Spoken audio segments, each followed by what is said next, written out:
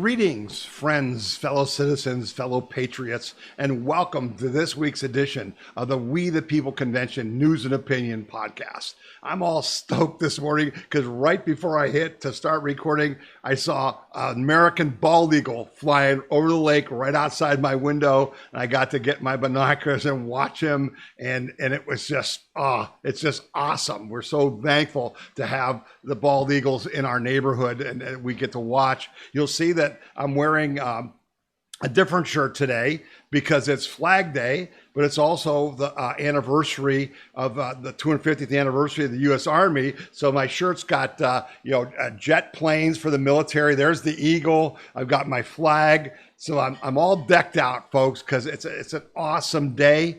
I put this graphic out on our social media. I was asked by Concerned Veterans for America to do a Flag Day, kind of a meme, and they're going to be putting this out on their social media. And I have a quote that I wrote that said, "The stars and stripes are a symbol of national unity and the values of the United States. Those values include individual freedom, liberty, and prosperity, and a nation based upon the rule of law and personal self-governance. Over 1.3 million of our servicemen have died defending our American flag, the symbol of what it means to be an American." That's what Flag Day is about. And I know, I can't imagine that there's anyone watching this podcast that doesn't have their flag flying every day like we do. But it's really an important day where we honor our flag. And because around the world, it's just a symbol of individual freedom, liberty, and prosperity. And that's what we're about, right? That's what this whole thing, and we're going to talk about the LA riots and the NoKing's nonsense and the global war against communism, against communist China. The flag is a symbol of individual freedom, liberty, and prosperity. It is the antithesis of socialism, communism, central control, where the individual is nothing and the state is everything. Okay? This is why we draw that stark contrast. And this is why we're celebrating Flag Day today. Okay? So welcome to all of you who are joining us. If you've been a longtime viewer and listener, thank you. God bless you. Man, 15 years of doing this. It's pretty wild. For those of you who are new, and we get new people every week, we're doing some advertising on YouTube and Rumble and some other places. Welcome to you, where you're going to see a podcast that is a news aggregation podcast. We're basically going to look at what's happening this week that affects your individual freedom, liberty, and prosperity. And then we take action.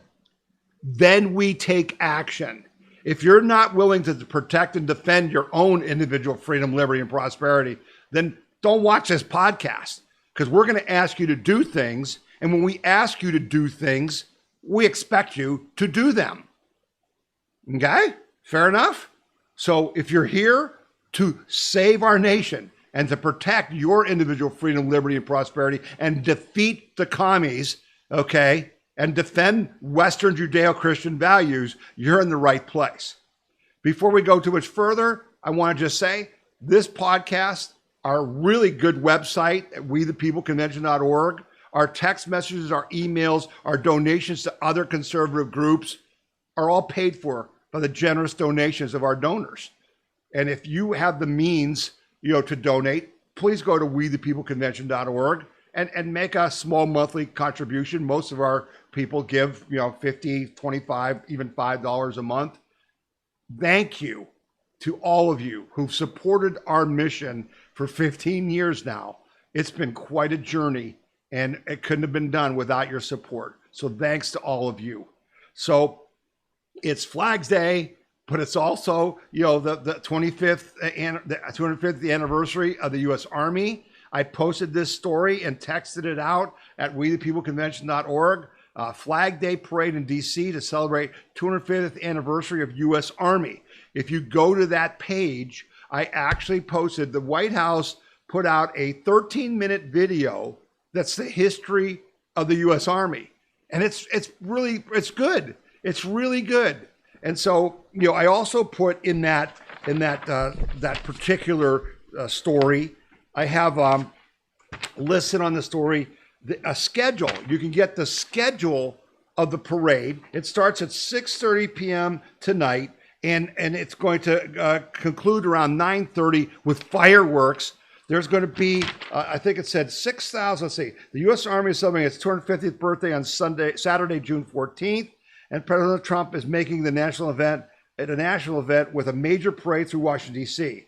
6,600 soldiers in uniforms, past and present, will be in the parade, along with flyovers, tanks, military equipment, and all that stuff. It also happens to be President Trump's 79th birthday. Happy birthday, President Trump. But despite what the left is telling you that he's a strongman, military strongman who's having a military parade because he's going to lock us all up, horse hockey, it's a bunch of bull crap, okay? We should honor our U.S. Army's 250th anniversary because we don't have a country without George Washington and the U.S. Army defeating the British and giving us a chance we had to live the life we're living right now today.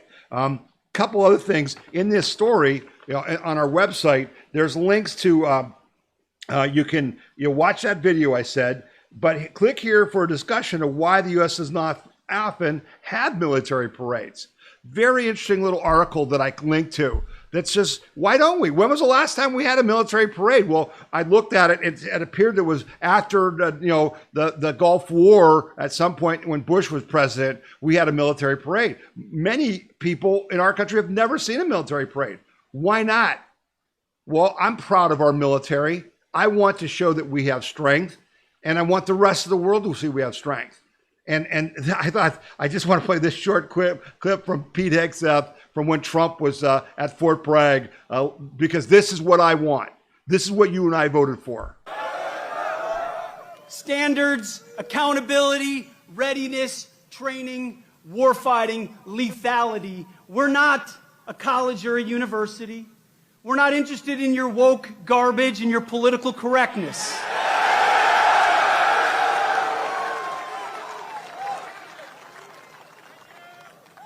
We're warfighters who close with and destroy the enemy on behalf of our nation when we come home.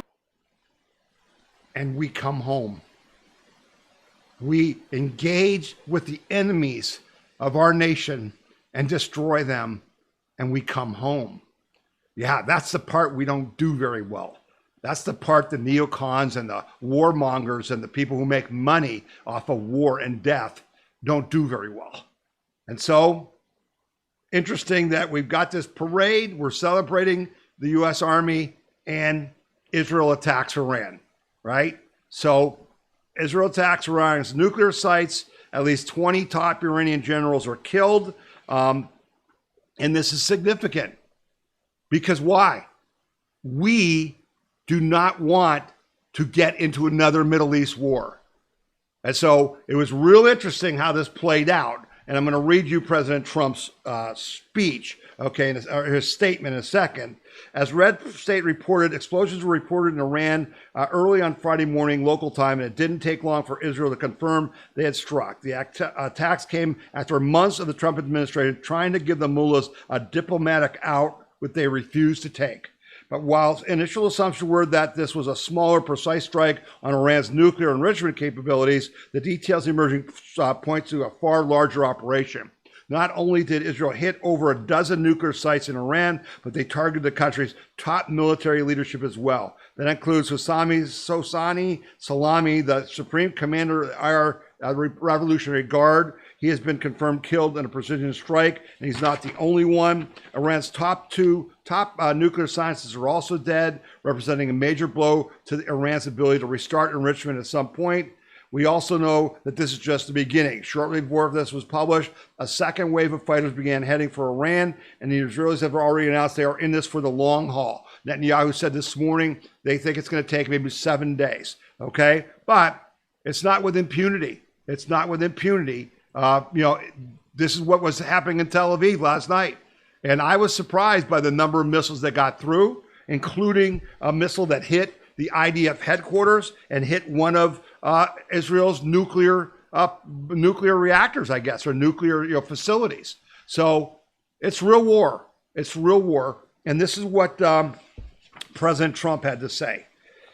I gave Iran a chance. I gave Iran chances a chance to make a deal. I told them in the strongest words. Let me see, I can put this up on the screen here so you can read it along with me.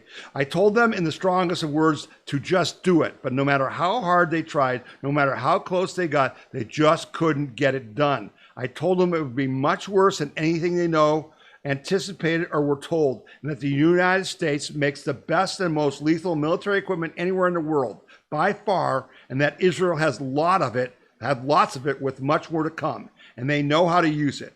Certain Iranian hardliners spoke bravely, but they did not know what was about to happen. They are all dead now, and it will only get worse. They already have been great death and destruction, but there's still time to make this slaughter, with the next already planned attack being even more brutal, come to an end.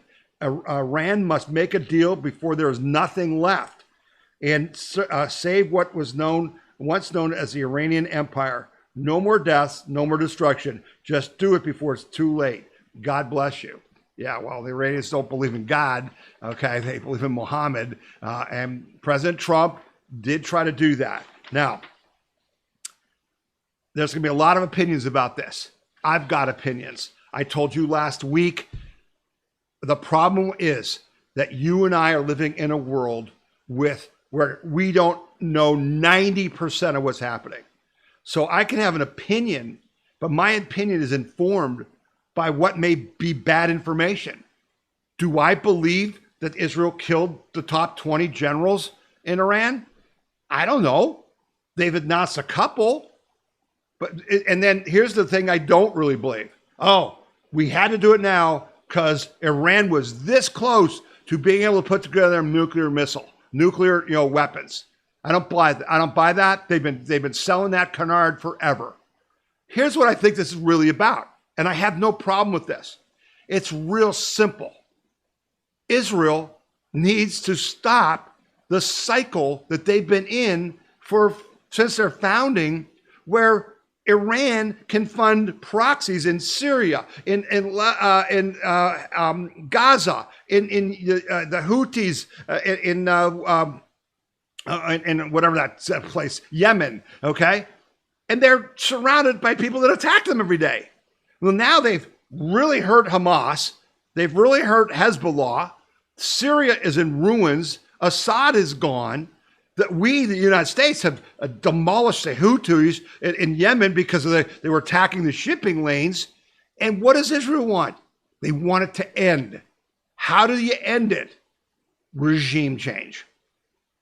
This is Israel's play. This is Netanyahu's play to end it once and for all. And Trump doesn't want us fighting. And notice, and this is Saturday morning, it's been now like 48 hours, and Iran has not attacked any U.S. bases. Pray that they don't. We don't want to be in a position where we have to retaliate. There are forces like China who want to put us in that position, okay? We want President Trump to stay out of it. His statement was fine. We want, you to come to the table. Well, the people coming to the table aren't the same ones that were at the table last week because they're dead, okay? So this is a tipping point. And Steve Bannon is losing his mind, and Tucker Carlson, oh my gosh, I think Tucker Carlson needs to stop taking so much nicotine, okay? Because he's not thinking clearly. You and I, have to try to think clearly without a whole lot of information. So what do we want to do?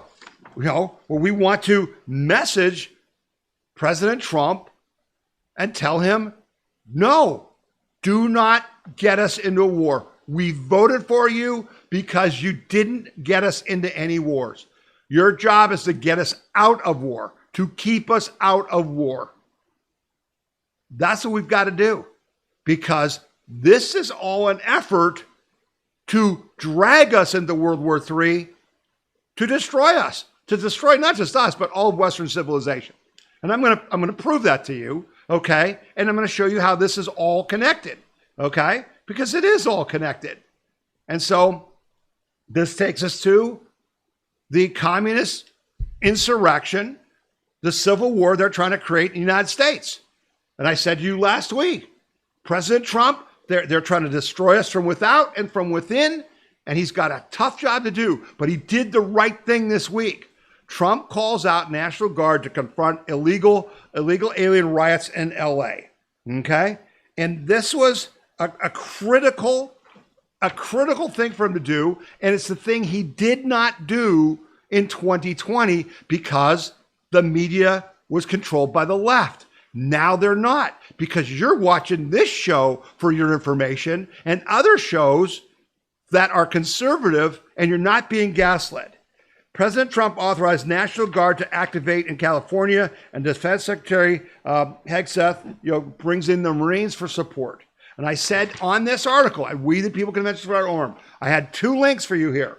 Click here to write to President Trump and encourage him to use all the force necessary to crush this insurrection now. And then the second link said, click here to contact your House rep and senators and tell them to support everything President Trump does to shut down this plot to overthrow our country right now. And you did that, and President Trump acted appropriately, with California Governor Newsom willfully and intentionally abdicating his responsibility to ensure law and order in Los Angeles. President Trump authorized the National Guard, Secretary of Defense Pete Hegseth, and Secretary of Homeland Security Kristi Noem to take charge of protecting federal law enforcement operations. President Donald Trump, acting on his capacity as Commander-in-Chief, signed the emergency order activating the National Guard security apparatus. Okay? It's dispatched 2,000 National Guards troops and 700 Marines. It was critical. Now, he did a smart thing. Those federal troops protected the federal buildings in LA, including the ICE facility, which the left was trying to target, shut them right down. That then forced the LAPD, which, by the way, has like 50,000 police officers. No kidding, okay? To start to arrest people and shut it down.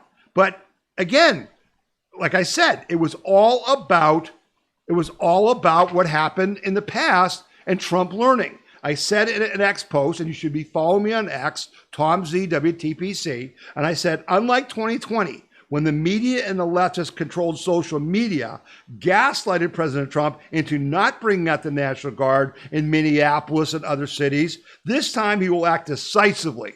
We, the people, demand the use of all police and military assets to defeat the real insurrection. Okay? And he did that. And that's what he needed to do, because here's your evidence of what they're trying to do. But the Dems and the left they've lost it.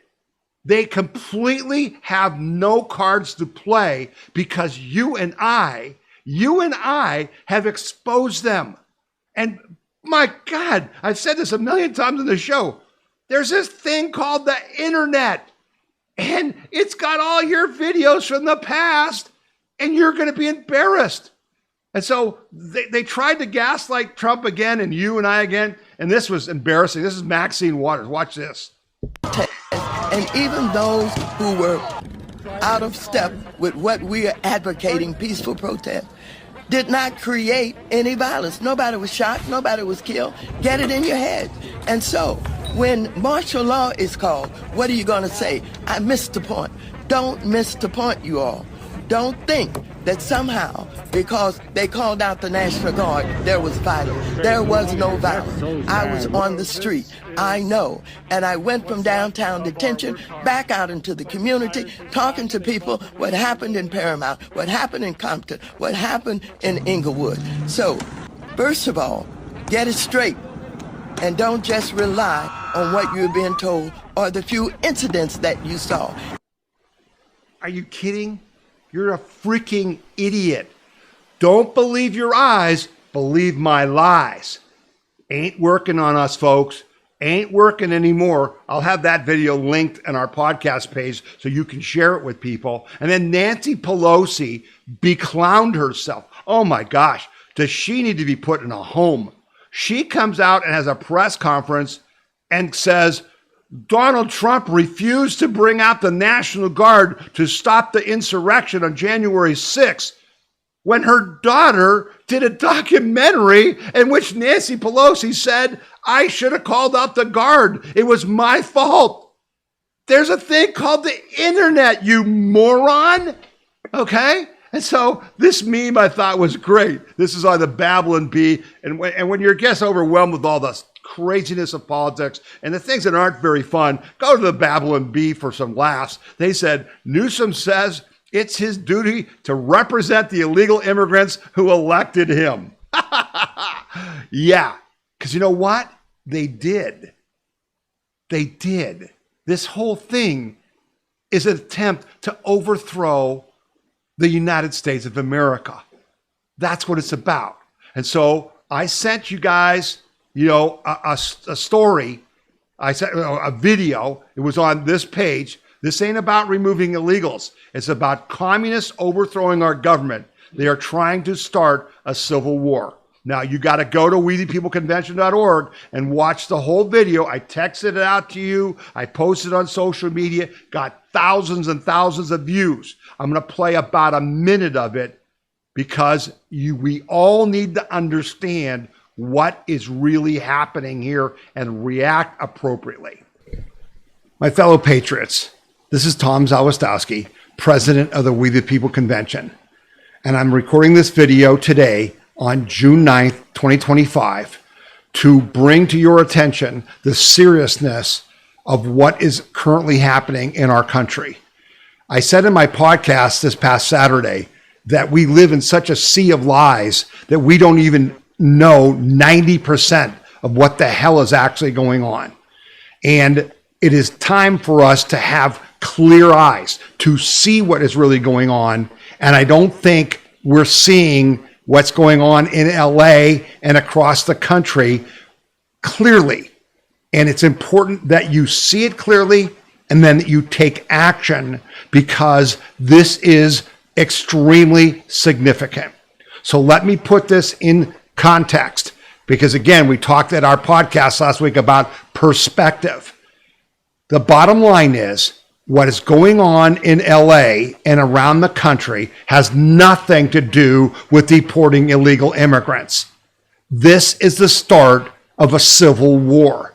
This has been planned for decades. This is funded by the communist Chinese.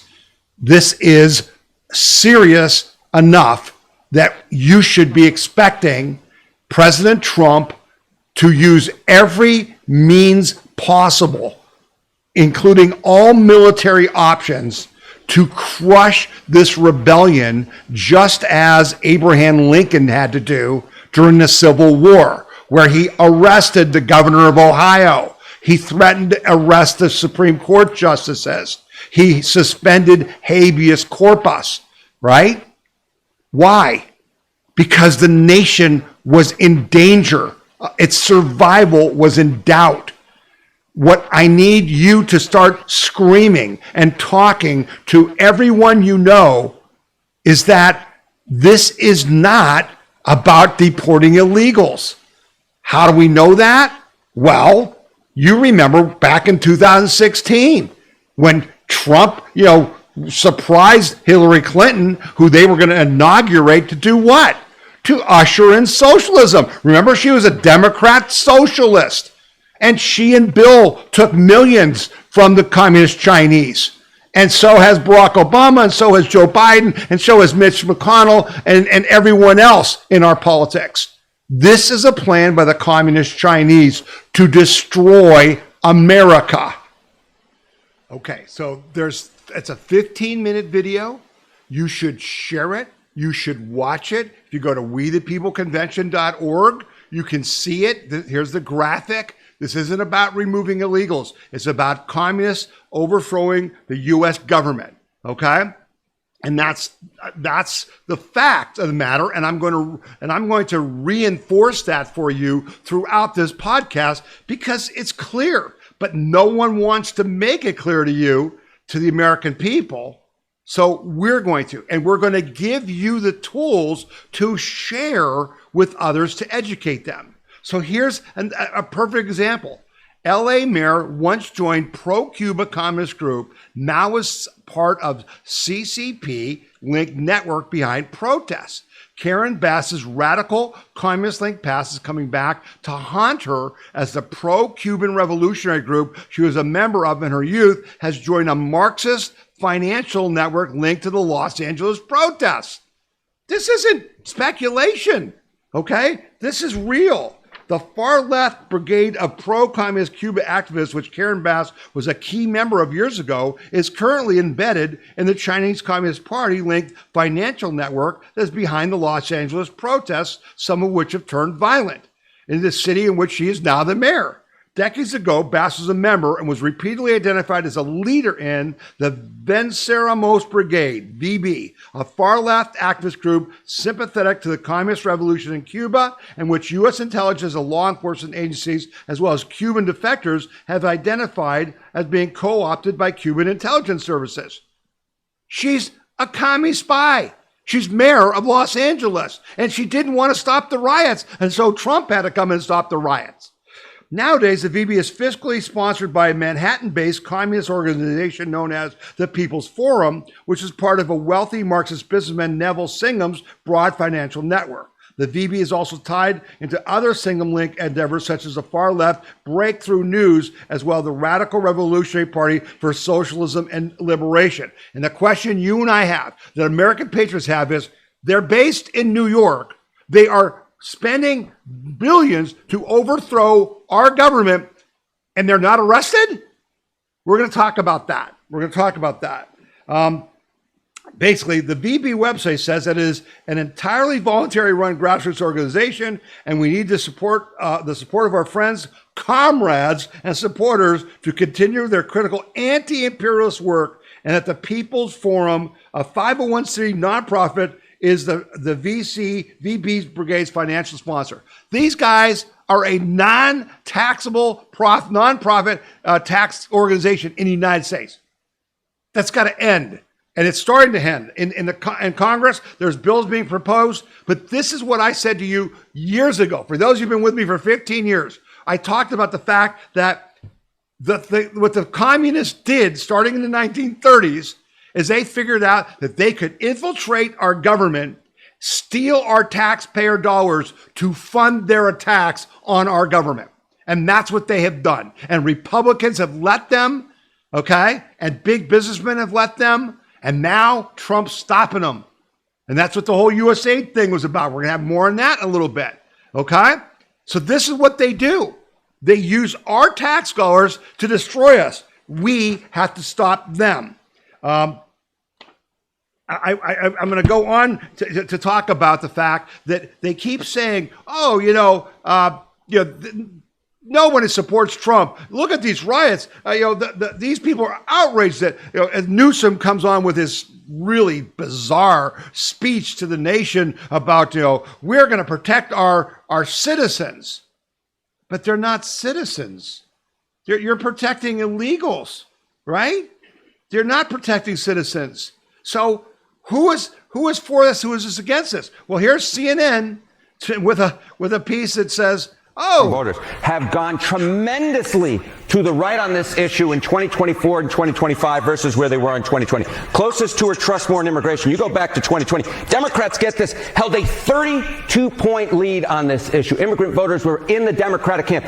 Jump forward to 2024, 2025. Look at that shift, a 40-point shift to the right among immigrant voters. Republicans now lead on this issue by 8 points over Democrats, more so than any other group that I could find. The group of voters who became more hawkish on immigration were in fact immigrants themselves, immigrants who are registered to vote in this country. First ran back in 2016. Immigrant voters are one of his weakest spots. But look at this. Trump's vote share in presidential election among, again, immigrant citizens, those who are registered to vote. Look at this. In 2016, he got 36% of the vote. You go to 2020, 39% of the vote. Look at this. In 2024, all the way up to 47% of the vote. Some polls I looked at had him barely losing that vote. vote. Some polls I looked at had him barely winning that vote. Again, there is no block of voters that shifted more to the right from 2020 to 2024 than immigrant voters. And Donald Trump, at least in some surveys, actually won that vote. On average, it's about equal. So there may be all this stuff, right, about undocumented immigrants and Trump being harsh on them,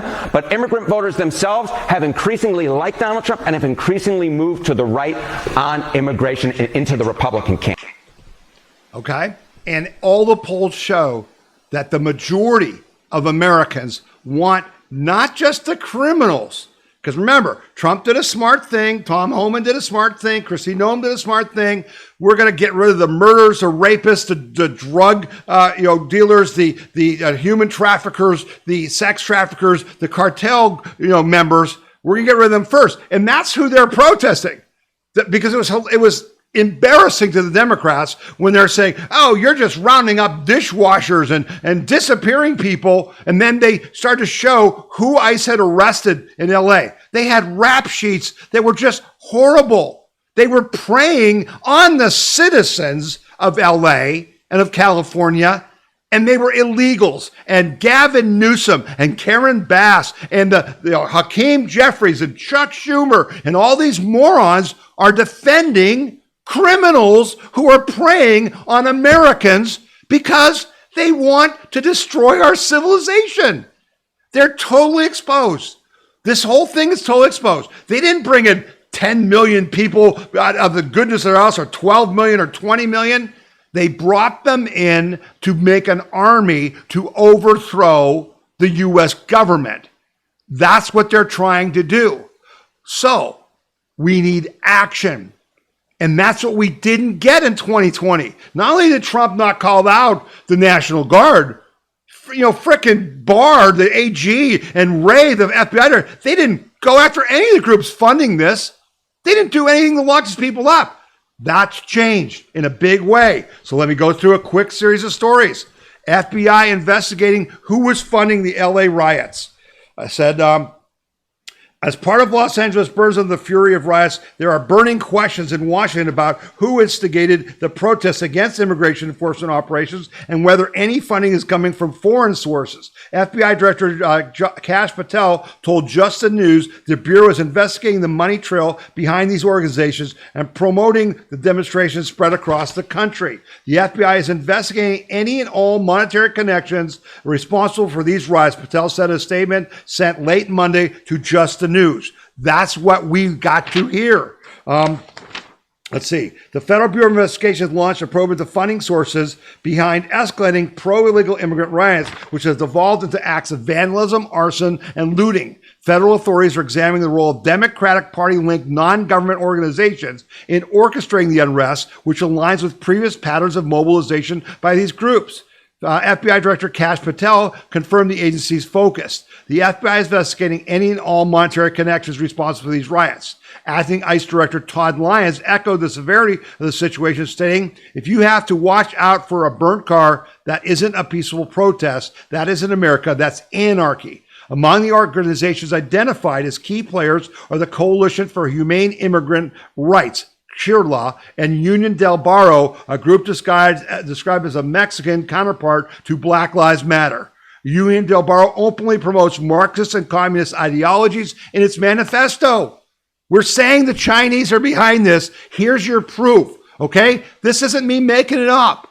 This is not, us having disinformation. They say it on their own website.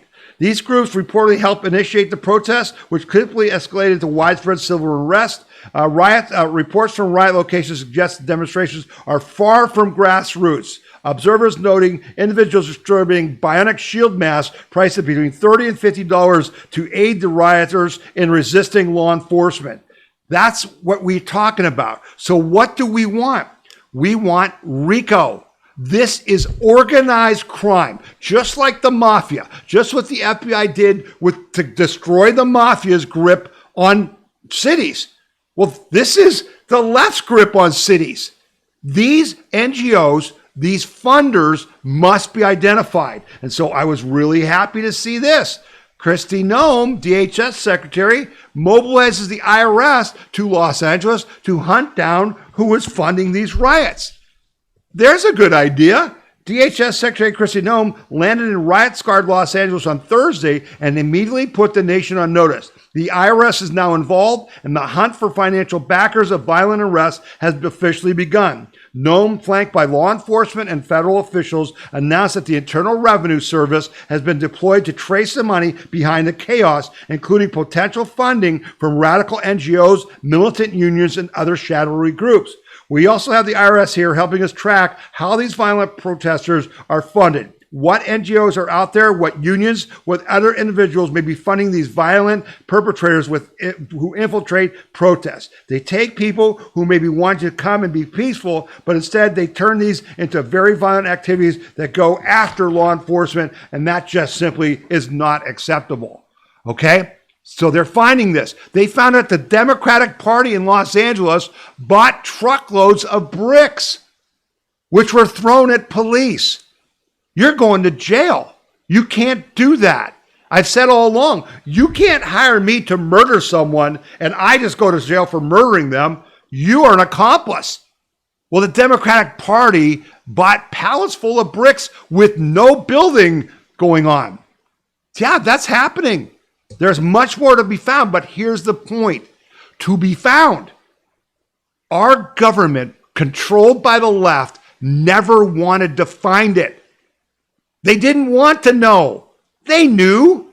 They were for the destruction of our country. The people who work in our federal government wanted to overthrow our country. I know that sounds bizarre, but what else can you come to a conclusion on? Because everything they've done undermined the rule of law, the rights of the citizens, right? To do what? To put them as rulers over us. That flag over there is for us, for our individual freedom, liberty, and prosperity. That's why we're having this conversation, because they're threatening that. And even the dummies at NBC News are starting to figure out that there's a far left online ecosystem pushing protests towards violence. Oh, really? The light came on? The most obvious thing in the world probably doesn't qualify as news to most hot air readers, but it does to the folks over at NBC News. Today, they have a story up about some of the far left online accounts that are pushing for more violence and destruction from a group of people who have already done a lot of damage to Los Angeles. NBC hasn't completely separated itself from it's a fiery but peaceful protest mob of other media outlets. But in this piece, they do at least notice that there is a clear pattern to how the far left operates. Listen, this is what NBC said. It was approaching nightfall in Los Angeles on Sunday when a black-clad demonstrator began to torch a row of self-driving Waymo taxis. Within minutes, videos of the fiery scene began to pop up on social media. More, a group known as Unity of Fields posted on X, along with a video of the flaming vehicles. It's part of a far-left online ecosystem that has proliferated in recent years, experts say. Some of the groups behind the accounts express contempt for peaceful resistance and glorify acts of violence.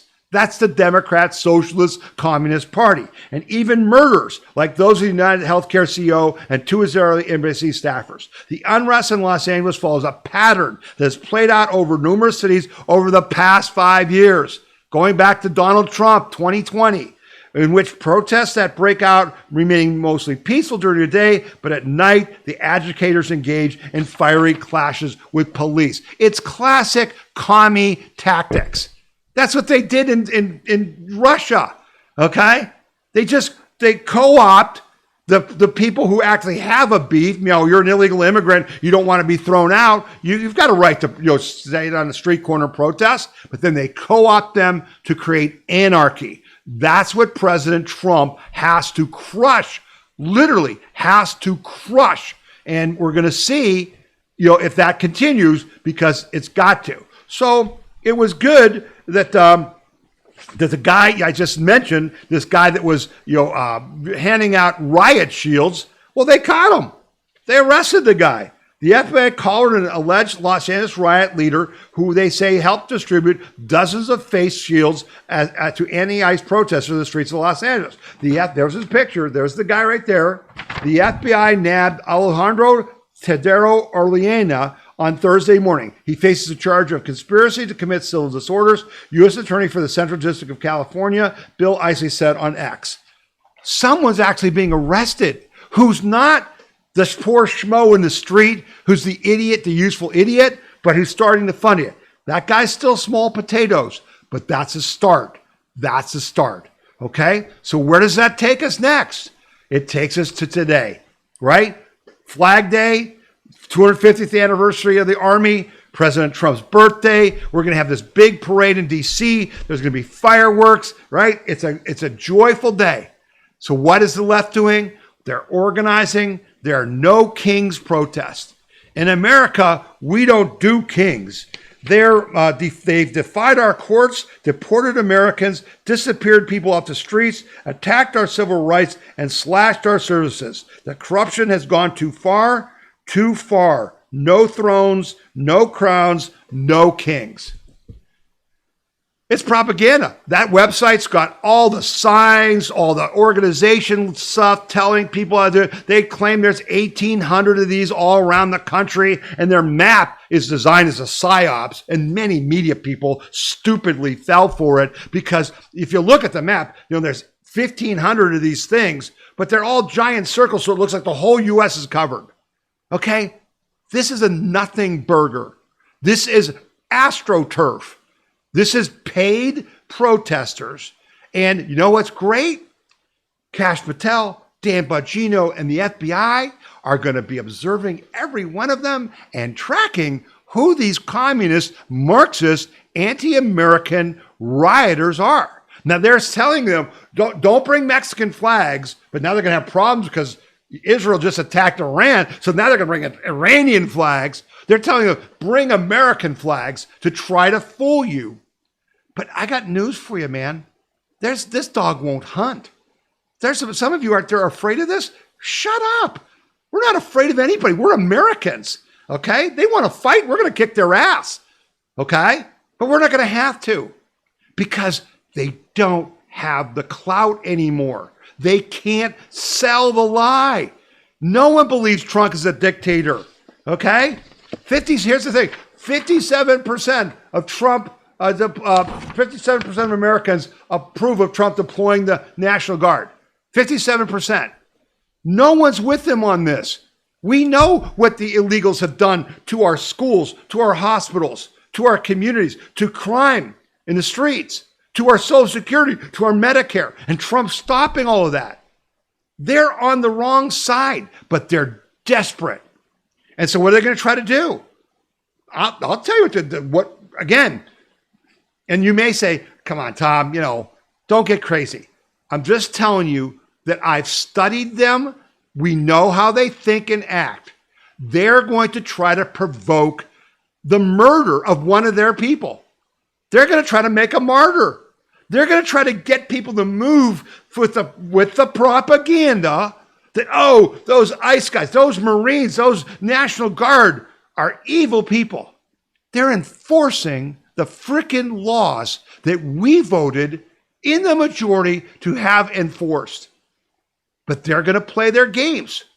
No mercy. And I'm going to show you what's different from 2020 in a second when you hear this Florida sheriff. Abbott has called out the National Guard in Texas. The governor of Missouri has called the National Guard out. Florida is all over this. You step off the frickin' curb and you're going to get arrested. They've arrested in New York City. The mayor said, we're not going to let you burn down our city. You know what they said in 2020? Let them burn it down. It's to get Trump.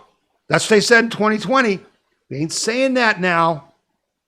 They arrested 88 Antifa people in New York City, all from out of state coming in to do what? Anarchy. All Antifa people should be arrested. Anyone who's ever been in an Antifa protest is a commie infiltrator who's trying to overcome our country. They're not college students. They didn't care about Black Lives Matter. I'll prove that in a second, okay? They are for the overthrow of this country.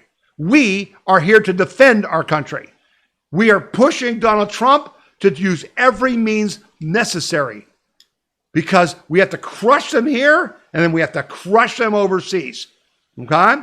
It's all connected.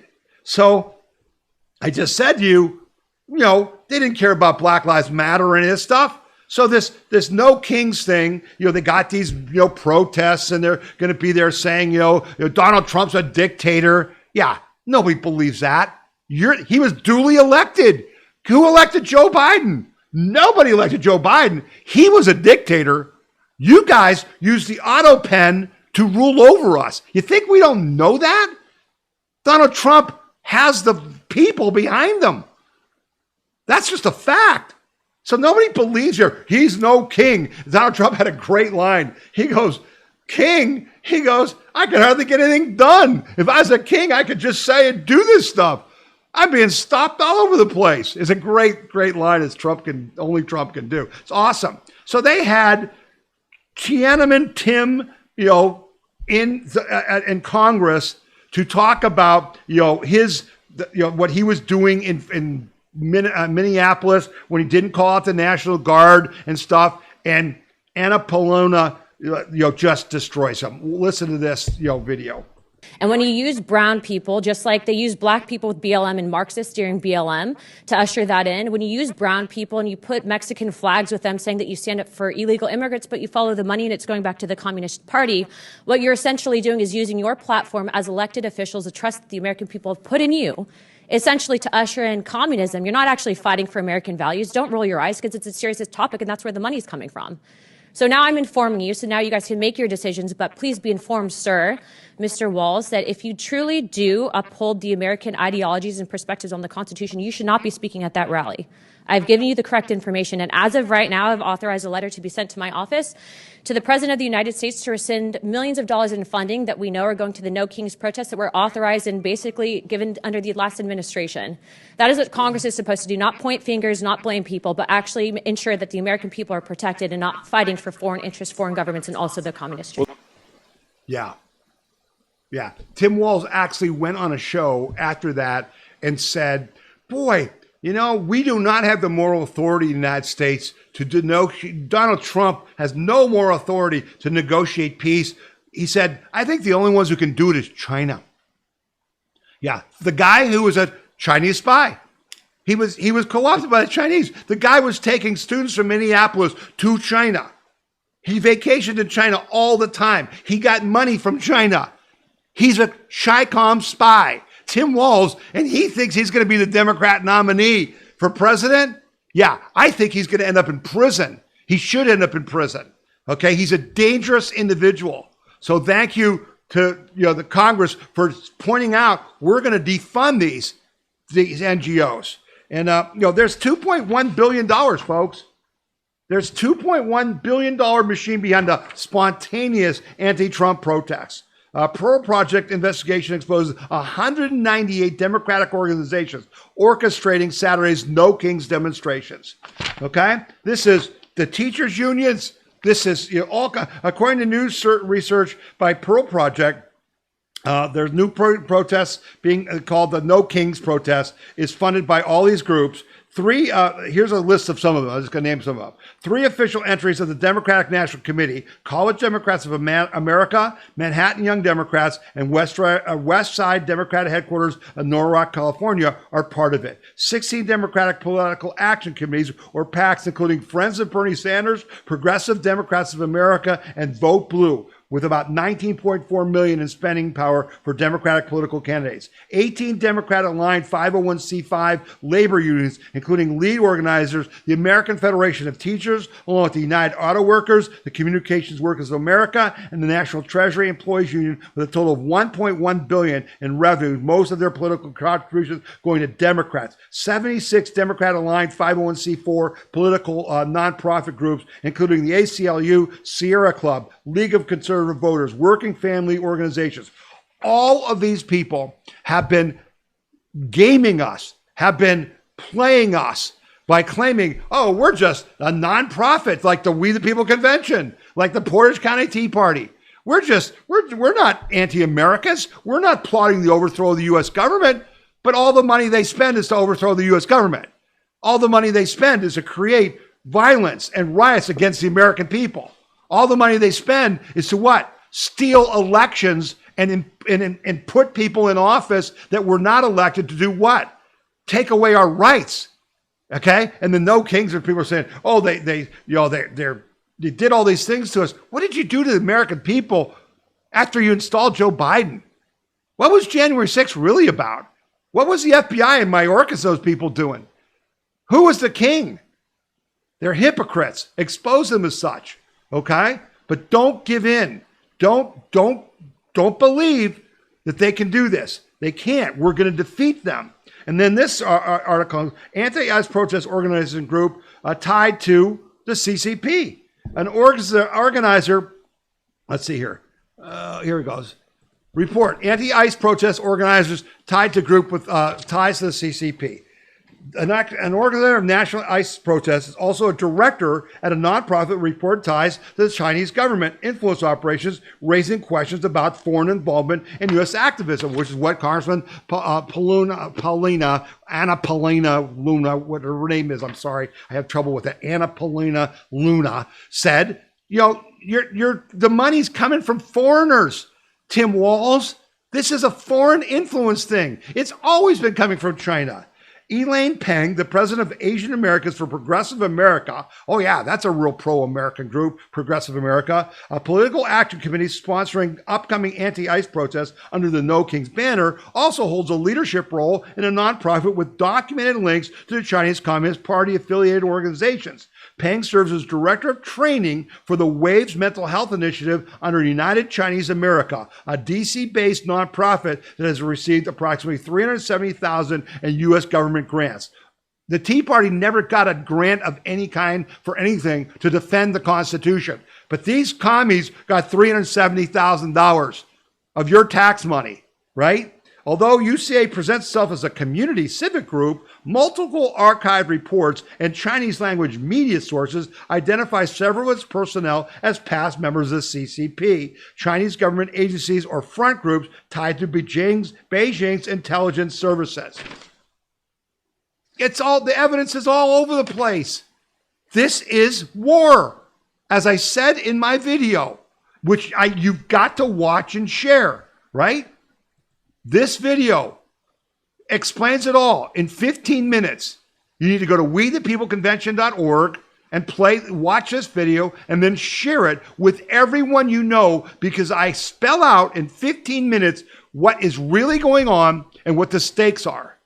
It's go time. It's now. We must defeat the left once and for all. And because they are now coming out with their NoKings rallies, they're going to be identified. We're going to get the evidence of who's funding them.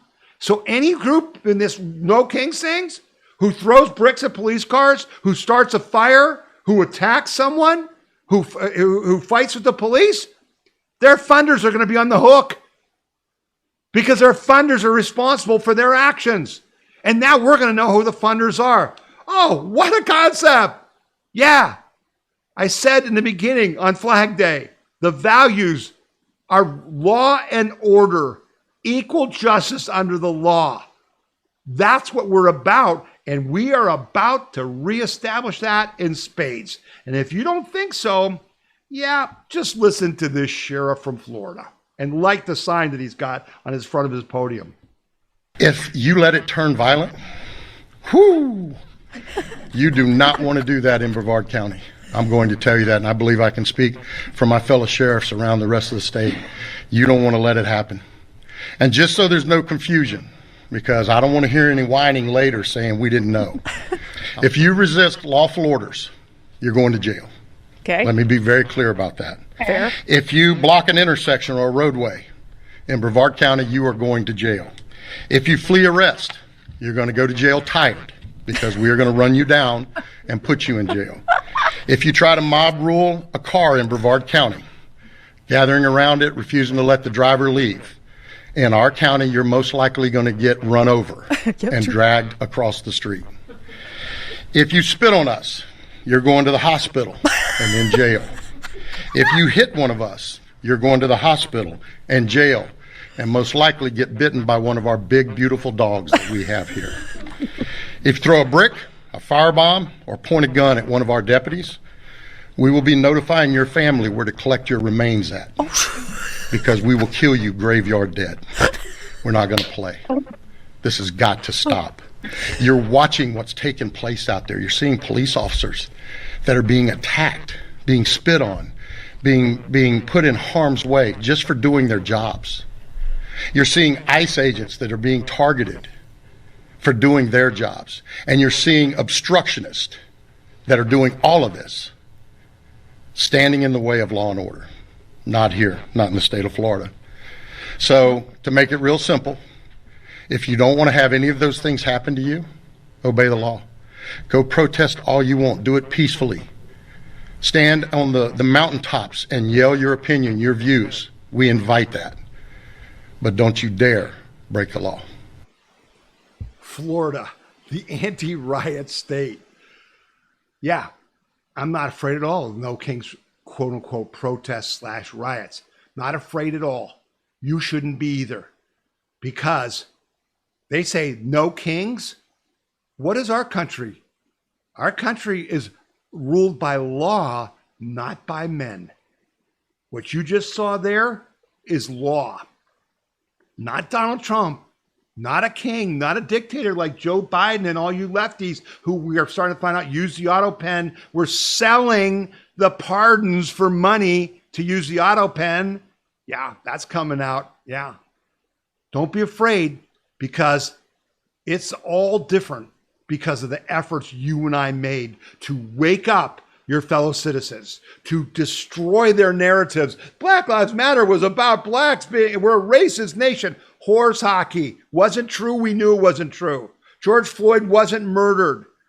This whole Palestinian stuff. Oh, riots at the universities and stuff because of because the Hamas people murdered Israel's people. No one's buying that. It's all about Islam and communism joining forces to destroy the West. This is the fight we have, and we're not going to let them win. We're going to destroy them.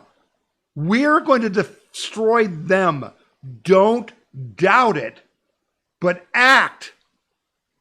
When I send out a message and say, click here, can't make it any easier, click here, which takes you right to the thing, you can write to President Trump and urge him to use full military force. I had the other one with the Kash Patel story. Click here, tell President Trump to demand that Patel and Bondi find the funders and prosecute them. What happened? Right after we did that, and they get those messages, they do read them. They don't read them individually. They use AI or something to say, holy crap, we're getting all these messages saying, go after the funders. Donald Trump came out and said, these people are all paid. This is a conspiracy. They're funding them. We're going to find those people. You have a responsibility to protect and defend your individual freedom, liberty, and prosperity by messaging President Trump, messaging your representatives, messaging your local sheriff, and saying, we want the rule of law. We want to crush the communist resistance and the Muslim Islamic resistance in our nation. Capiche? I don't ask you to do things because I have nothing better to do, and I think you have nothing better to do. This is serious. We have a role and a responsibility as citizens to defend our nation, and that's what we're going to do. And I'm going to have more of that in the second half of the podcast. I hope you've enjoyed the first half. I hope you got it in context. What happened with Israel and Iran is tied to what's happening here in Los Angeles and around the country. It's all tied together. We're in World War III. What we don't want to get into is a kinetic war. That's why we don't want to be drafted into a ground war in the Middle East. Message President Trump on that as well. No soldiers are going to fight in the Middle East for the U.S. Okay? All right, we're going to take a quick break. You've been listening to the We the People Convention News and Opinion Podcast, and my name is Tom Zawistowski. The We the People Convention News and Opinion radio program is paid for by donors like you. You can donate to the We the People Convention and support our cause by going to wethepeopleconvention.org or by sending your check in any amount to We the People Convention, P.O. Box 6211, Akron, Ohio, 44312. When you're playing a video, including our podcast, you'll see this little cloud button. And if you click it, it'll actually download the video to your hard disk. And this works on our podcast page as well. If you're playing our podcast, and it's going to be loud, so I won't play it for much, but there's our podcast playing, and you can see this little, download button. Okay. The other thing you got to notice on our podcast page is that there's a link here where you can send me a message about this podcast. Hey, it was great. Hey, I didn't like it. What, something was wrong, or here's a correction, that kind of thing. You can use that link. And then these are the stories that I covered in this particular podcast. And you'll see there's links that go to the stories, to the articles that I used in reporting on that. So you can click on that. You'll also see that you can sign up for our emails and text messages, but you can also watch our podcast on Roku TV and on Amazon Fire TV. And these are the instructions for doing that. So this is all on our podcast page, right on the front page where the yellow button was. If you click there, this is our podcast page. These are the instructions for watching on Roku TV or Amazon Fire. And I watch our podcast on TV. It just feels more comfortable. So you can do that. We're also on Rumble. If you go to Rumble, you should join Rumble. And it's Tom Z at WTPC. You'll see our podcast there. So you can get us a lot of different ways, including on Apple iTunes. And then this is an audio version of our podcast. If you click here, it'll just play the audio of the podcast. It will not, show you the video. So people can, listen to that while they're jogging or, working out, working in the yard, or just relaxing and just want to listen to the audio and not watch the video. And again, this is available on phone, on your iPad, on your laptop, on your computer, any way you want. And you can share this whatever you see. If you're on a page that you really like, and you see an article that you think, geez, I've got to share this article, with someone in my family. You can send them an email by clicking on the little envelope. You can post it on Parler or MeWe. If you click on this, you get all kinds of options, where you can put it on Twitter or Facebook, whatever, which we don't support, but you can do whatever you want. So we ask that you share what you see on our We the People convention site, and that you get more people to look at it, because that's the whole idea here, to help educate people, inform them. And then, as I said before, Link, we're not just about talk, we're about action. And in my podcast every week, which is published every Saturday. So if the new podcast usually comes out every Saturday. And in that podcast, I will ask you to do certain things that will help protect and defend your individual freedom, liberty, and prosperity. So that's the We the People Convention website. Come back often, use it to be informed, and share it with others. Thanks a lot. All right, welcome back. Hope you enjoyed the first half of the podcast. I do want to correct some things in that video. We are on Facebook now, We the People Convention. We are on X, and you should be too. We post on X several times a day. Tom Z WTPC. Tom Z WTPC. We are now on Facebook, We the People Convention. We're on YouTube, We the People Convention. We're trying to see how that goes, to try to build some, viewership for this podcast. But really appreciate you being with us. Really appreciate you sharing this podcast. Really appreciate you acting on the things we ask you to act upon, because it's never been more important than it is right now today. Okay. The world's on fire. We're trying to navigate a very narrow passage. And Donald Trump, I'm just telling you, he's one of the biggest historical, he's like Julius Caesar. He is that significant of a historical figure. If he can keep the world from going into World War III and killing 1 billion people, it's not going to be easy. But it's acting quickly like he did in LA. That is the key. It's acting quickly to defund the communists in our country. And there's some things I'm worried about that we're going to talk about next, because he's under a lot of pressure and he likes to make the deals. And sometimes I'm not sure, we have to message him. Let's just put it that way. It's up to us to let him know how we feel, because there's some things that came up this week that I'm a little concerned about. So this was a big story, but got lost with the Israeli attack on Iran and the King's Day and the parade and all that stuff. U.S.-Chinese officials reached trade deal that needs executive approval. So, as you recall, President Trump had talked to Chairman Xi because they had violated the Geneva Accord they had, where he said, I'm not going to give 145% tariffs. We're going to delay that, but you're going to do certain things. And one of them was you're going to help with rare earth minerals, okay? You're going to provide those. And they're talking mostly about magnets, folks, which you need to make motors. And China, because we're stupid, as Trump says, we have politicians who are stupid. We've let China capture the rare earths markets in the globe. We have all kinds of rare earths in the United States. Oh, the environmental wackos, who, by the way, were funded by China. Don't doubt me. Sierra Club got all their money from China, okay? Don't doubt me. We can't do rare earth minerals. It's dangerous to mine it here.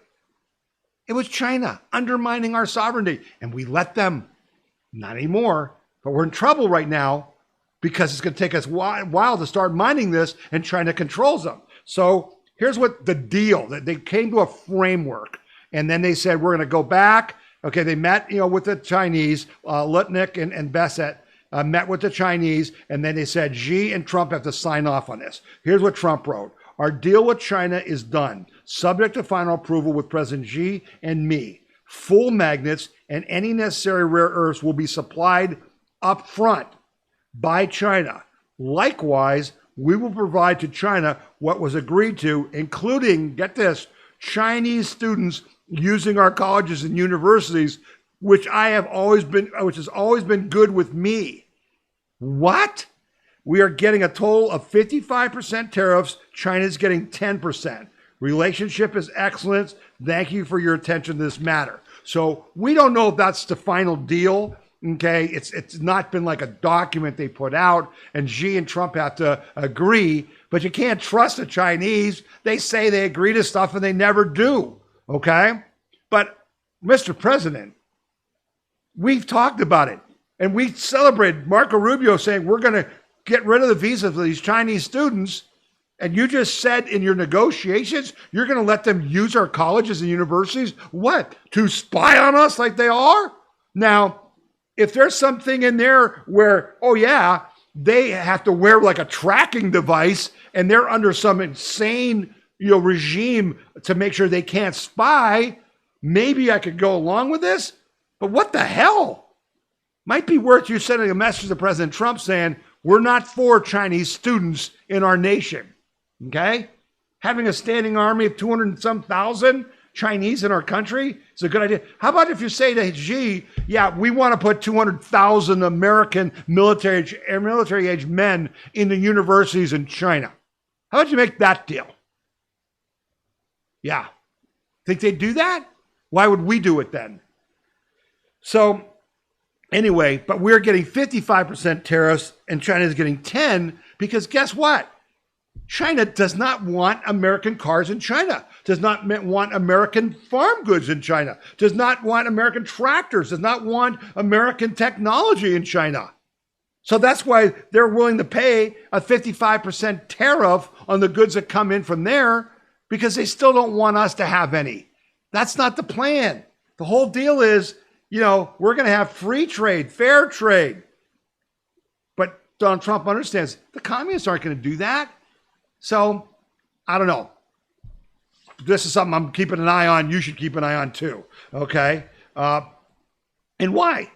Well, I sent this out to you this week because I've been talking about China, and I mentioned this guy, Joshua Phillips. I mentioned to him last week, I said, Charlie Kirk had this interview with this incredible guy, and I didn't know what his name was, and I wasn't sure. I was going to try to find it. And some of you wrote to me and said, Tom, that was Joshua Phillips from the Epoch Times. He's awesome. Here's a link. Go get it. So I was able to get his link, and I posted it on our website. if I said, watch this if you think China isn't working to destroy the U.S. Very concise, 15-minute video. This is another ask. I'm asking you to watch it and share it, okay? Because I said on this page, Americans have no idea what China does to destroy the United States every day. They're not once in a while, every day for decades. Their official slogan is, we live, you die. Seriously, there's no coexisting. They must destroy all enemies, but most importantly, the United States of America. Watch the video, read the transcript. I transcribed it so you can copy and paste it, okay? But share this. I'm just going to play a very short clip from that video, and then you're going to want to watch the whole thing. Here's the truth. This is what we're fighting. This is what the No Kings rallies are about. This is what China's about. How does China internally view their relationship with the United States of America? The exact slogan, word for word, from the Chinese Communist Party that has been in place from the very beginning up until now with Xi Jinping is, we live, you die. We live, you die. They believe the Chinese Communist Party cannot coexist on the same planet as the United States. They view the United States as the largest thing standing in front of the CCP, in front of their goal of trying to effectively take over the world. Yeah, you live, we live, you die. They want to take over the whole world, starting with the No Kings, real protests, quote unquote, which are paid for in the United States to try to make people think that actually Americans don't like getting rid of all these illegal immigrants, don't like getting rid of the murderers, rapists, sex traffickers, child traffickers, and gang members. Oh yeah, Americans don't want that, the Democrats will tell you. Because they're commie liars. They're propagandists. And so why does communist China think we cannot coexist with the United States? Why is that? Because their freaking ideas don't work. Because if we're there, everyone sees they're a piece of shit. Do you understand? That's why the Soviet Union fell. It doesn't work, except for the people in the dacha and the mansions who steal all your value and your worth and make you slaves. Do you understand? That's why we can't coexist. And you're right. I agree. And I'll say what their thing is. We live, you die. Yeah. I'll quote Ronald Reagan. We win, you lose. We win, you lose. We are on the precipice of one of the greatest victories in history, where we wipe out the cancers that have destroyed mankind from beginning of communism and radical Islam. They're both anti-human. They're anti-human. And we're going to call them out on it.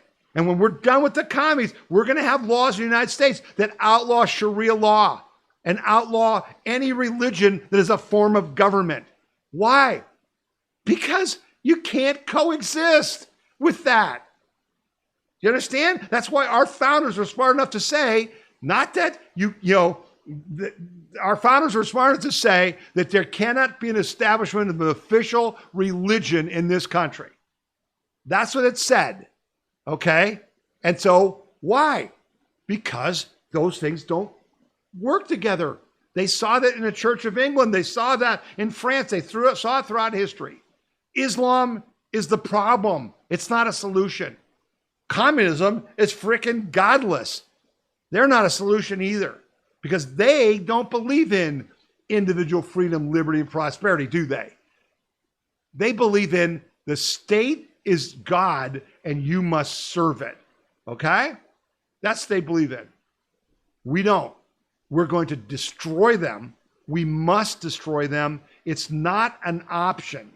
Okay? It's not an option. So that Joshua Phillips video, you've got to go and share that. It's only 15 minutes. It is the most concise thing you'll ever see. It's absolutely awesome. Okay? Absolutely awesome. This story, was great. ICE Dallas DHS efforts removes 122 illegal aliens aboard special high-risk charter flight. But guess what? They were all Chinese. These are Chinese terrorists, that 122 of them that they found in Dallas. DHS caught them. They were doing drug trafficking. They were doing all kinds of criminal activity. These are Chinese in our country to do what? Destroy our way of life, our cities, our communities. We're acting. I want to make that point. I talked to you about, they arrested the guy that handed out the masks to the rioters. They arrested the guy the cinder block guy they put out a thing. We want any information, $50,000 for the guy that threw cinder blocks at police cars. They caught him. They arrested him. They charged him. They just caught these Chinese and they're deporting them. Okay?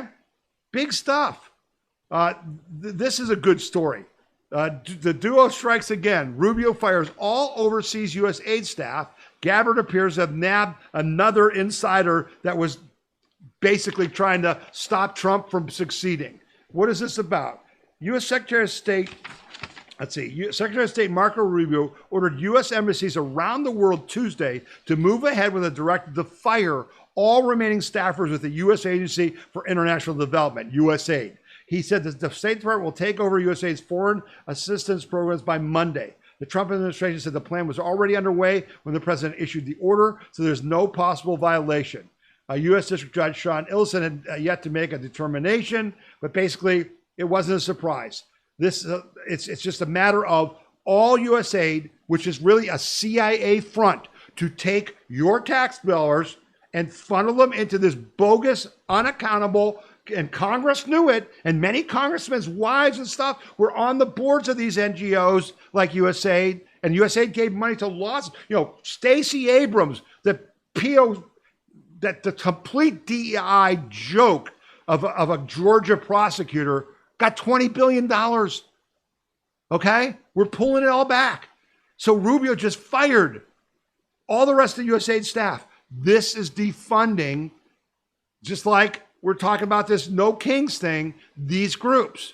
And then this was really important because Tulsi Gabbard, okay, she ended up, let's see if I can find that part of it. Tulsi Gabbard ended up firing or reposting Inspector General Michael Horowitz. He was installed as inspector of the DOJ in 2020, and he was one of these guys that was covering up all the stuff against Trump. And he's been reassigned. Let me see if I can find out where they sent him. I'm sorry. I'm kind of lost in my paperwork here. But Michael Horowitz has been reappointed to lead the Federal Reserve's Board Office of Inspector General effective June 30th. By statute, the Federal Reserve's OIG also serves in the same role as a Consumer Financial Protection Bureau agency financed by autonomous from the Federal Reserve. But basically, she took him out of the DOJ and sent him off to the Federal Reserve as punishment for his actions to overthrow President Trump in his last term. Michael Horowitz, remember him? The guy that wouldn't release the reports for years and stuff that exonerated Trump? Yeah, that POS. He's gone. Why is Rubio firing all the people from USAID? Well, bring the receipts. What is this about? USAID official and 3 corporate executives plead guilty to decades-long bribery scheme involving over $550 million in contracts. 2 companies admit criminal liability for bribery scheme and securities fraud. 4 men, including a government contracting officer for the United States Agency for International Development, USAID, and 3 owners and presidents of companies have pleaded guilty for their roles in a decades-long bribery scheme involving at least 14 prime contracts worth over $550 million of U.S. taxpayer money. They pled guilty. They were arrested because of Doge, because of Musk, because of exposing the corruption, the fraud and abuse. Roderick Watson, 57 of Woodstock, Maryland, who worked as a USAID contracting officer, pled guilty to bribery of a public official. Walter Barnes, 46, of Potomac, Maryland, who was the owner and president of PM Consulting Group, doing business as Vicent, a certified small business under the U.S. Small Business Administration, pleaded guilty to conspiracy to commit bribery of a political official and securities fraud. Daryl Britt, 64, of Mayaca City, Florida, was the owner and president of Piro, a small business under the SBA, Small Business Administration, pled guilty to conspiracy. Paul Young, 62, of Columbia, Maryland, who's the president and subcontractor of Vista and Apiro, pleaded guilty to conspiracy to commit bribery of a public official. That's just the start. There's all these people are going to go to jail. They've been $550 million, folks. That's $500 million. How rich were those guys? And what did they even do with the money? Did they provide any service? Hell no. But my point to you again, we're seeing action. You never saw action in the last 4 years because the left was in control of the government and their job was to steal your money and fund these groups that funded Antifa and Black Lives Matter and now this NoKings movement, okay? We're stopping it. I wanted to give you evidence that we're stopping it. Here's a story that came across that was, again, just shows what we meant by stopping it. Breaking, Biden administration surveilled Musk contracts after buying Twitter. Gavin Newsom and leading Democrats have spent the last few days fulminating about authoritarianism by Donald Trump for sending National Guard Marine units to protect federal law enforcement agents and sites. What will they have to say when they discover that the Department of Homeland Security and Justice spied on an industrialist supporter of the opposition party? Oh, wait, Trump didn't do that. Joe Biden did that. For 2 years, according to the Wall Street Journal, Merrick Garland and Alejandro Mayorkas surveilled Elon Musk and his contacts to check out influence. This seems to have started around the time that Musk bought Twitter and refused to participate in the Biden administration's big tech, big government censorship complex. Okay? That's what they were the dictators. They were the kings. They are the communists. They are the ones who don't believe in individual freedom, liberty, and prosperity. The proof is everywhere. But you got to share that. Because your fellow citizens would say, oh, Joe Biden, old Scranton Joe would never do that. Oh, the Democratic Party's for the little guy. Lies. Your job, my job, is expose the lies. That's what we're doing here. That's what this show is about. Okay? And so, again, accountability. Ex-CIA analyst who leaked docs about Israel's strike on Iran sentenced to 37 months in prison. Now, this happened, okay, while the Trump transition team was coming in.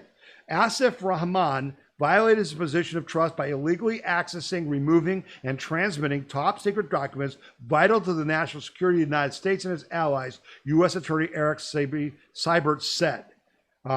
A former CIS who admitted to leaking classified documents has been sentenced to 37 months in prison. Asif William Raham pleaded guilty in January to 2 counts of willful retention and transmission after he was arrested in November for taking records from the National Geospatial Intelligence Agency in October that showed Israel was planning to launch airstrikes against Iran in response to the Muslim country's missile attacks. Raham had been a CIA employee since 2016 and had access to top secret documents and information. The U.S. District Judge Patricia Taylor-Giles sentenced Rahman on Wednesday to 3 years and 1 month in federal prison, which is less than the government had demanded. Yeah, I think that's too little. 3 years? You're a spy. You took classified national intelligence information and you sent it out to warn Iran. That's just too light of a sentence. But at least he was arrested. At least he was charged and convicted. We got to do better, but we're on the right path.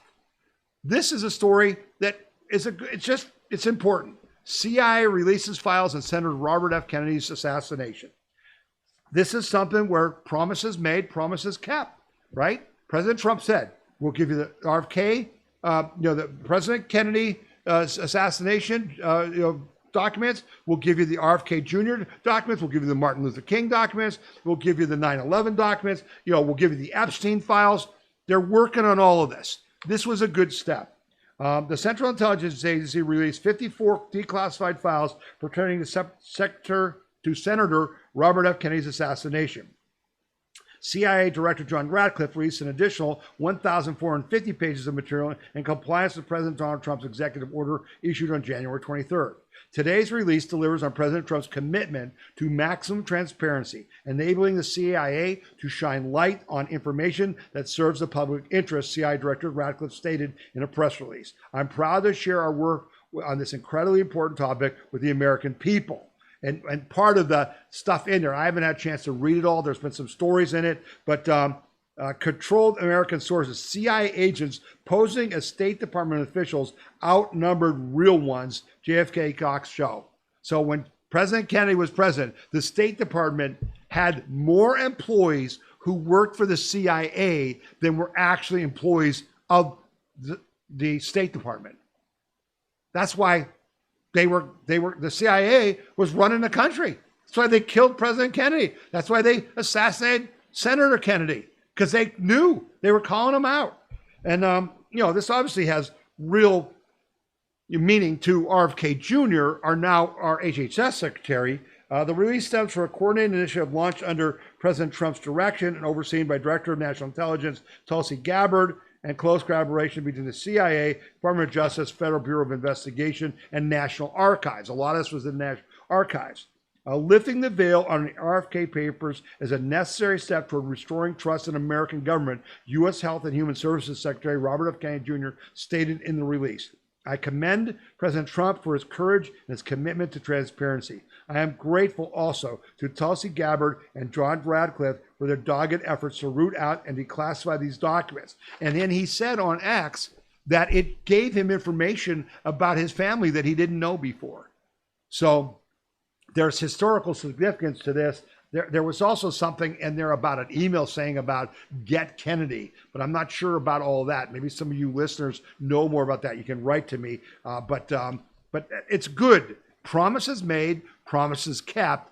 Government transparency is what we want. Trump is giving us more of that of any president ever in history. Okay, ever in history.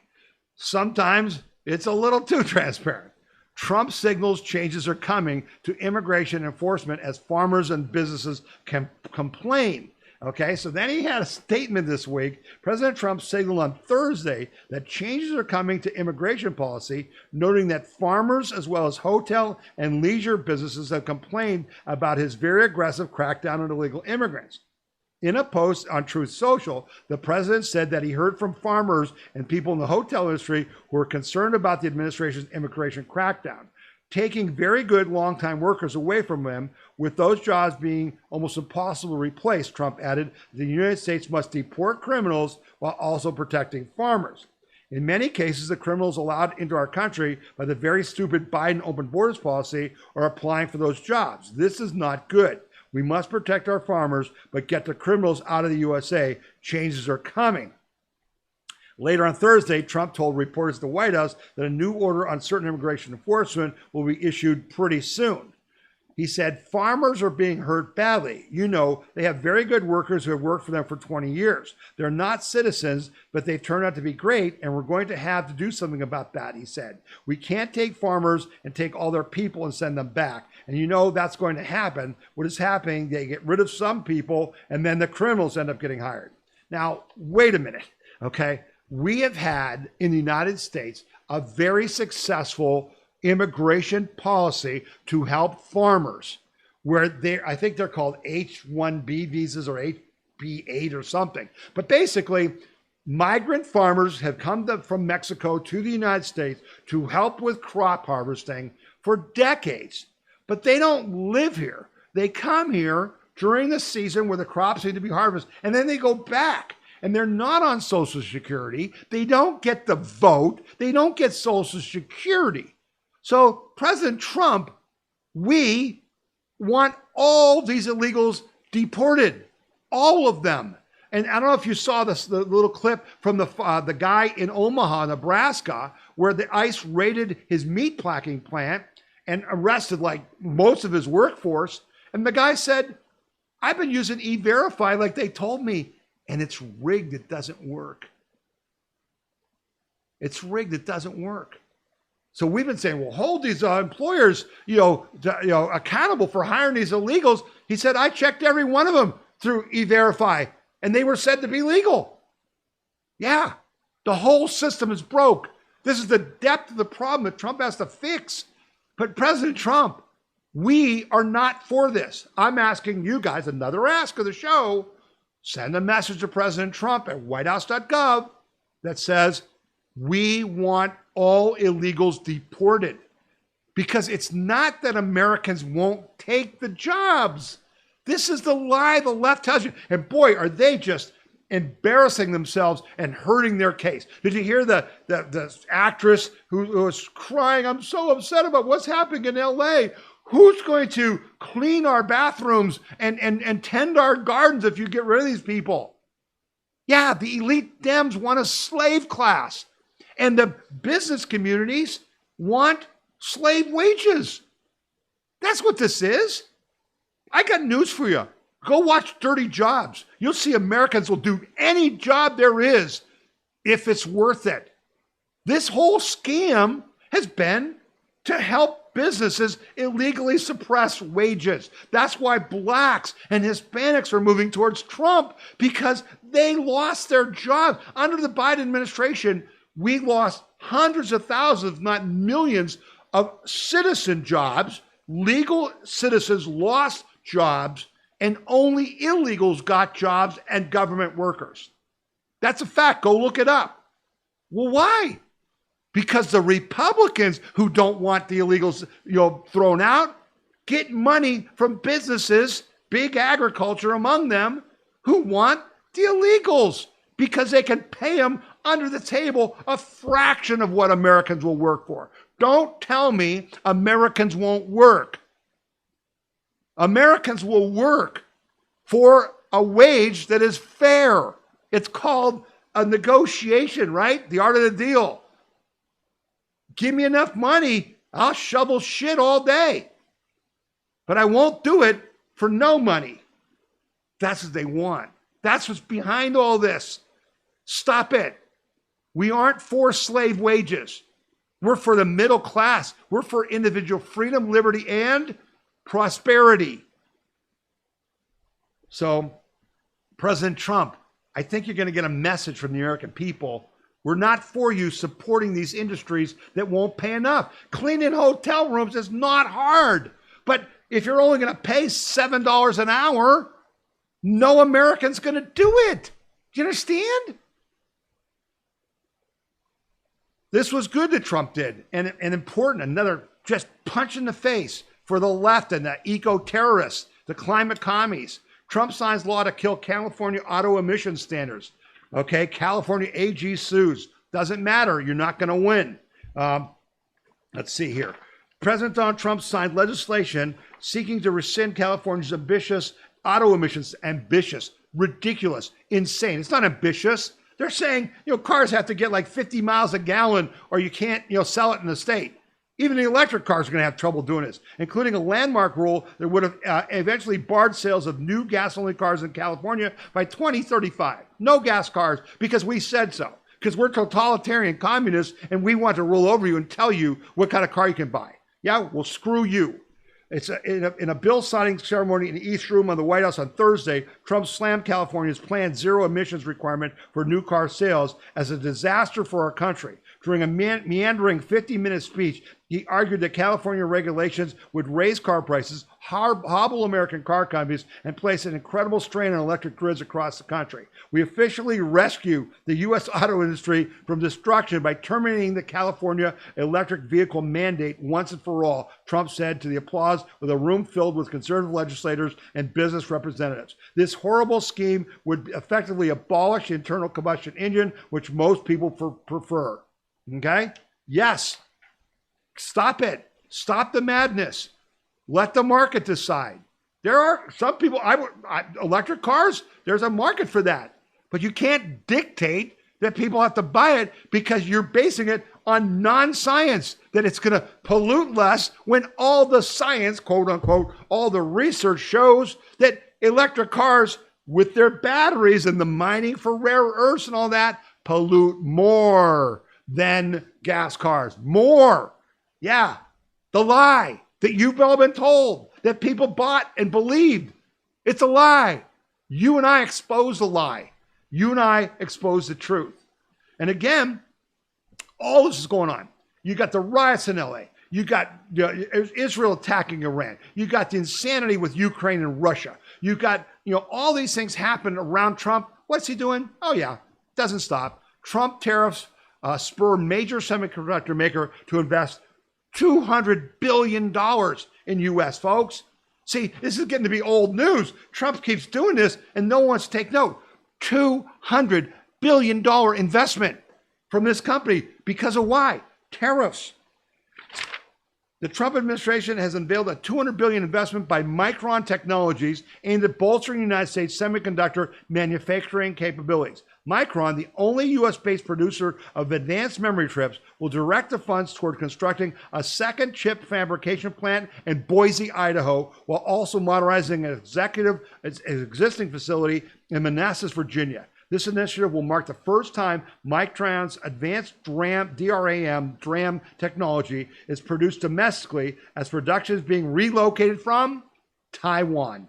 The move is expected to create approximately 90,000 direct and indirect jobs, further strengthening the U.S. economy and workforce and protecting our national security by getting our chip making out of Taiwan and into the U.S. It's all part of President Trump's commitment to revitalize America's manufacturing and establish the country as a global leader in technology, particularly in artificial intelligence, the Trump White House said in a statement. It's another big win for American workers, national security, and leadership in the world, and the best is yet to come.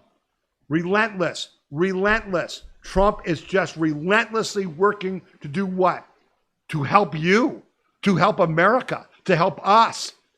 And that's why I've asked you over and over, and you can't stop, to talk to young people about the trades, to find people in your sphere who haven't been working, who've been sitting on the couch, getting some social program money, and say, man, if you will go get a job, if you will go get trade school and learn a skill, you're going to make so much money, you will never want to sit on that couch again.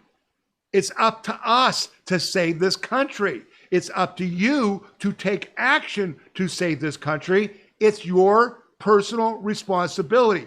Take it seriously and act on it.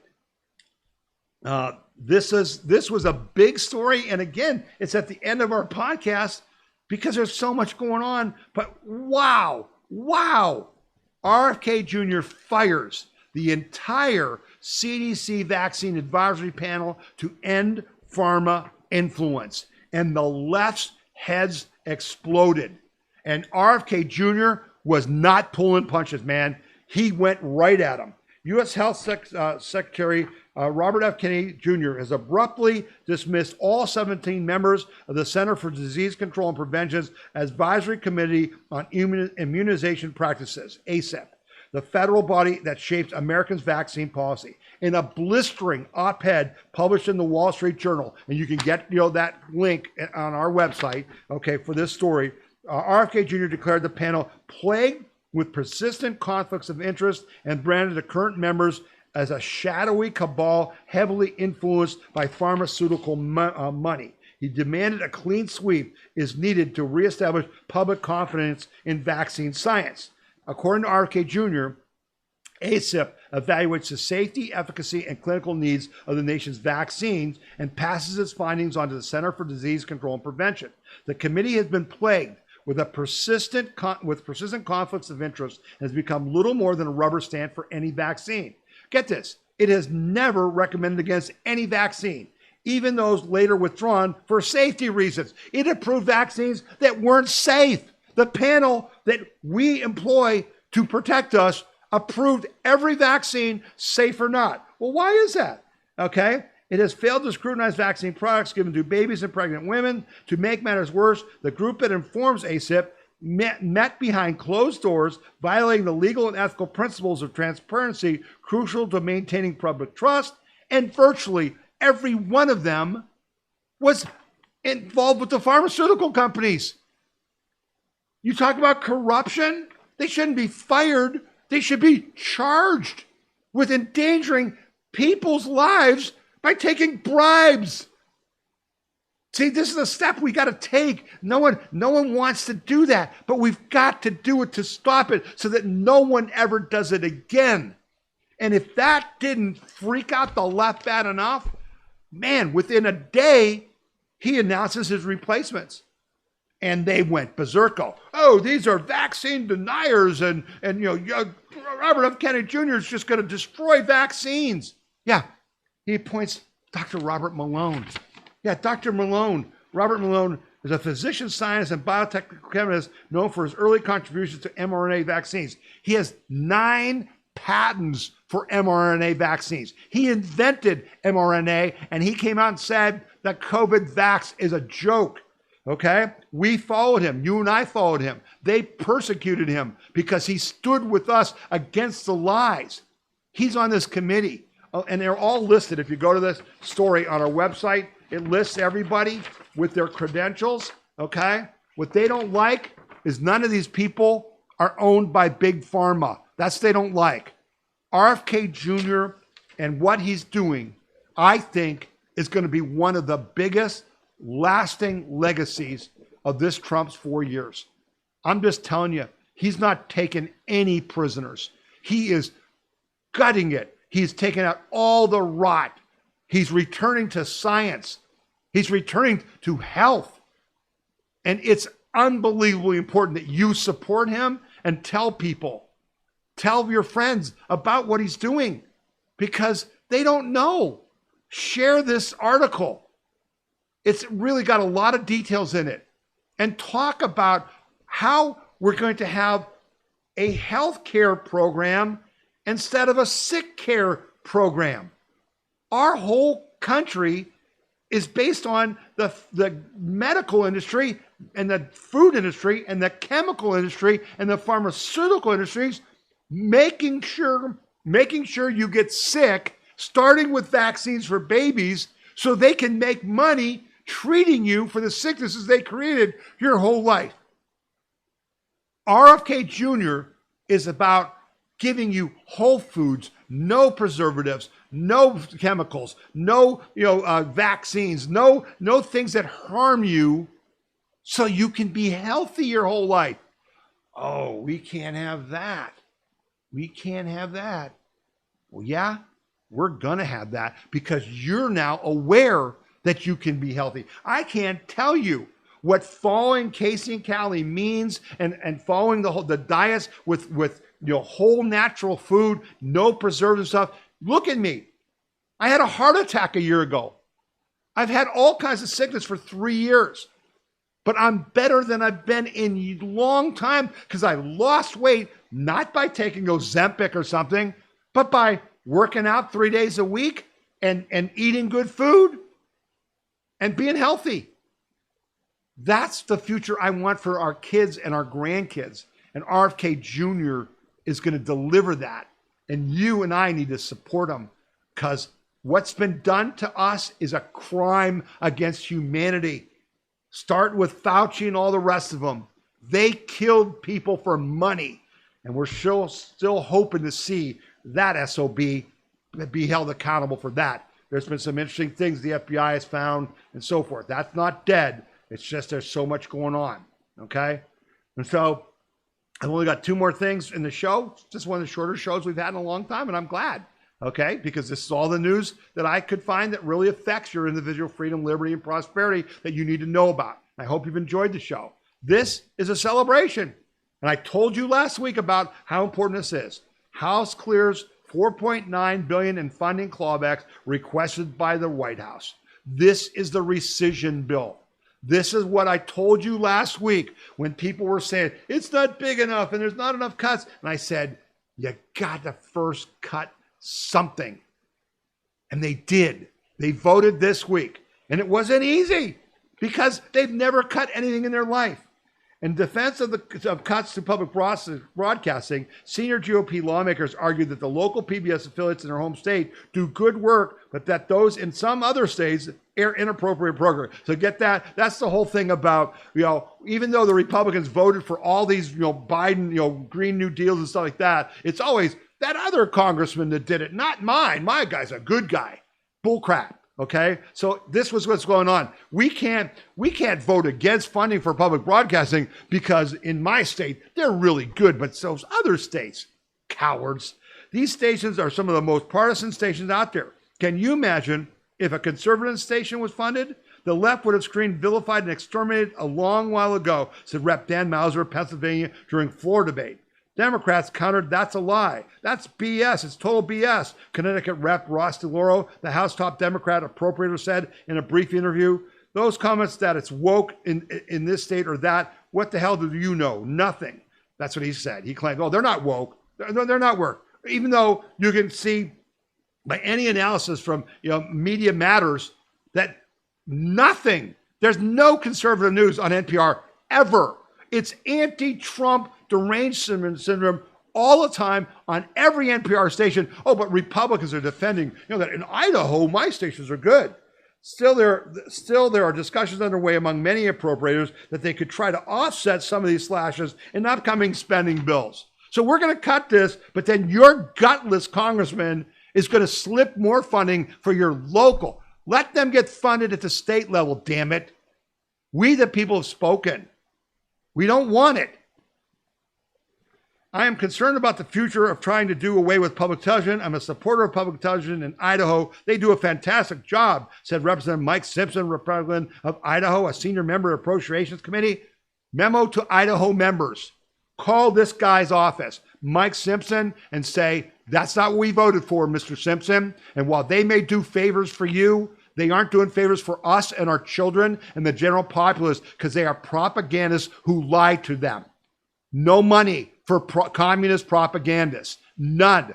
Hey, Representative Simpson from Idaho, go find out how many people who work at public radio in Idaho who are Republican registered or Democrat. Tell us that. The package now heads to the Senate, where Republicans are discussing whether they can amend it, despite the complicated mechanics for doing so. Of course, we're going to try to change it. The rescission process was created under decades-old law enacted to block presidents from withholding federal cash Congress has approved. The Senate also has the option to approve sections of the package piecemeal and reject others. That's what Congress did back in 1995 when the House and the Senate approved a rescissions packet that clawed back less funding than then President Bill Clinton had requested to cut. By doing that, we'd send it back to the House, where packaged a second time may not be guaranteed. Senator Majority Leader John Thune said the package could be changed in the Senate. We'll see. I would expect that the rescission package probably will be a July timeframe, he said. July timeframe. We voted for it. We've screamed it. Doge proved it. It's all wasted money. You could have a vote tomorrow, Mr. Thune, Senate Leader Thune, and we should cut $9.5 billion to help with our $2 trillion a year debt. But no. We've got to discuss this, and we might do some of it, but not all. Shut up. Call your senator and say, vote on the rescission bill now, not in frickin' July, now. And don't tell me, well, we have to pass the big, beautiful bill and we don't have time. You're on vacation all the damn time. Get to work. Get to work for the American people and stop funding that people are trying to overthrow our government, because that's what NPR is part of. And these other groups that are in there cuts foreign aid. That was USAID money. Doge proved it. Just do it. Wow. Okay. Call your senators. Tell them to act. Okay?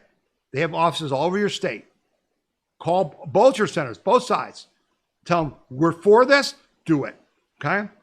Now, I've said to you throughout this podcast that we don't just talk on this show. I am not here to entertain you.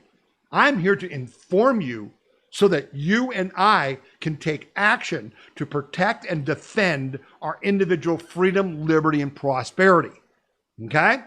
So when I put out an emergency order, and I put that video out saying, watch this, and then right there in big print it said, click here to demand that President Trump use all the military force in LA, I need you to do it. That day, we spent your donations, our money as an organization, to warn you of the danger that if Trump hesitated, it would cost us, okay? So on our podcast page, every week, I've been doing this for years, but maybe you don't know about it. At the bottom of all the stories, it says this week's action items. And I said, watch and share the Mississippi Miracle video. Share the video about the $200 trillion in assets. Share the court ruling about protecting majority rights. Start talking to young people about jobs in the trades. Watch the Tucker interview of Harmeet Dillon. That was just 1 week. That's just a sample. Every week it changes. Now I have finally, because I'm just frustrated that I couldn't figure it out, I have finally figured out now how to make it so I will know how many people click on these key links that I'm posting. Now, I'm not saying I'm doing that to intimidate you, but if I'm going to suggest action and you're not going to do it, what are we doing here? Why should I do that? And so I'm going to be watching because I'm trying to be effective. We are serious about protecting and defending our individual freedom, liberty, and prosperity. We're serious. I'm not kidding. This show isn't just a joke. It's a hell of an effort every week to put this show together, produce it, and promote it. Because why? I'm trying to help us save our country because I'm worried. I'm worried about we could lose it all. And I've made clear in this podcast the forces that are against us. So I'm sharing this with you so there's no ambiguity here. Every week on the podcast, there is a list of things for people to do that will have effect. I will never ask you to do something that's a waste of your time. I just won't do it because I respect your time. I respect your effort. I respect your donations. I respect my time, my effort, my money that we put into this cause. So I just want to bring that to your attention. Every week, there's a list. Go check it out at wethepeopleconvention.org. Click on the podcast button on the front page, and we're at the bottom of all the articles. There is the list every week, okay? So now, the goal is to tell people about this podcast because the more people we get, the more people will act, the more effect we will have. And I told you about, the video that I posted, that Joshua Phillips video came from one of you because people send me story ideas, story links at info@wethepeopleconvention.org all the time. info@wethepeopleconvention.org. Write to me. If I'm wrong about something, if you don't agree with what I said about Israel and why I think they attacked Iran, because they basically have a chance to finally get rid of the enemies on their borders. And that makes sense. I don't believe for a minute that Iran was this close to a nuclear weapon. I don't believe it. That was just an excuse. That's fine. That's how it works. I'm not against Israel acting to finally defeat the people who've been threatening them forever. That makes sense to me. But that's not our job. And I wanted you to message President Trump. Today, we do not want to be in a war. Do not take us to war. Do not get sucked in by Netanyahu and the war hawks in D.C. who want us to go to war. I told you last week, the danger is that they're going to do what they did to George W. Bush. They're going to destroy his presidency by just making it all about war. We are trying to make America great again. Though no war has ever made America great again. It's costly in lives and money, okay? And it never achieves an end that serves America. We are MAGA, Make America Great Again. Remind President Trump of that on social media and by messaging him directly, because that's what's in our best interest. Okay? All right. We've got our marching orders. This is civil war. Listen to Steve Bannon. He thinks it's World War III. He doesn't even think it's civil war. He thinks we are in the kinetic part of World War III. We can't go there. World War III is the end of the world. We're here to save our world and our country and our lives. And we've explained in this podcast how we can do that. And I'm sure glad that you took your time to watch this podcast and to share stories with other people. Our chapters player, You can take any story I talked about on our chapters player, which comes out on Sundays on our podcast page, and take just a link of my comments about one of these things, all the articles we've done, and send it to people. We make it easy for you to educate your fellow citizens. Why? So they won't get sucked in by the propaganda. Okay? Watch the parade today. Be proud of the U.S. Army. Go to that page on our website and watch the 15-minute video about the history of the U.S. Army. Watch the parade today. Watch the fireworks. Don't worry about no kings, because we don't have any kings. They're the ones who want to be the kings, and we aren't buying it anymore. Okay? Be proud, be strong, and take action. You've been listening to the We the People Convention News and Opinion podcast. My name is Tom Zawistowski. May God bless you, and God has already blessed America. Hopefully, we'll both be back together again next week. Have a great day.